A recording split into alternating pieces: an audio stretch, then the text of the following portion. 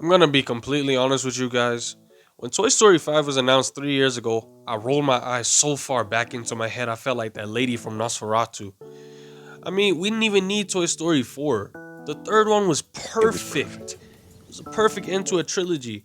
It tied up everything beautifully by having Andy give away the toys to Bonnie. It was an emotional scene, had all the homies tearing up, you feel me? So that's why I find it so crazy that there's already a fifth one. In Toy Story 4, the movie was about Woody no longer feeling useful and coming to terms with the fact that he's no longer his kid's favorite. We saw that he learned to embrace being a lost toy, and that was actually pretty solid, you know? I'll give it a bug.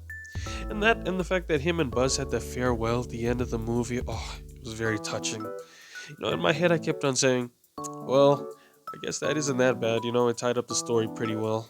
Honestly, I can take it. But now there's a fifth one!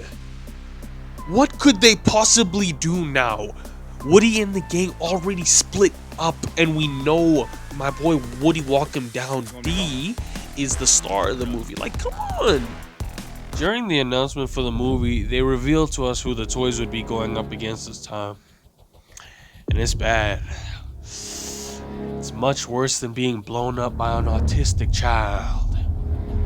It's much worse than being taken by a collector to Japan. It's much worse than being held hostage by a psychotic pink bear or being held by a bootleg Annabelle. It is devices.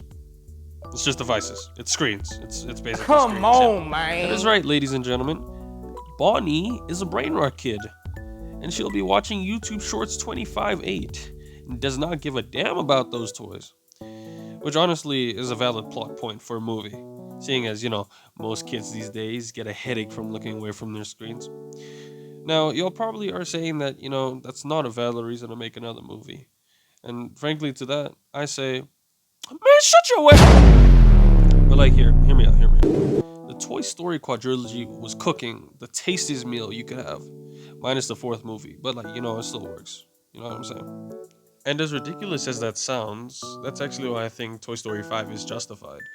Because for the first time since Toy Story 3, Pixar might have found a conflict that genuinely reflects what being a toy in a modern world feels like, you know what I mean? It can give parents a lot of insight into how iPads and devices in general are harmful to younger kids. And that maybe encourages them to, you know, play with toys or just, you know, put down the screen time. And I've personally found that to be really good for kids. Because all the 6, 7, and the Tung Tung To Sahur brain art is really getting out of hand. So whether Toy Story 5 actually sticks to landing is a whole different conversation.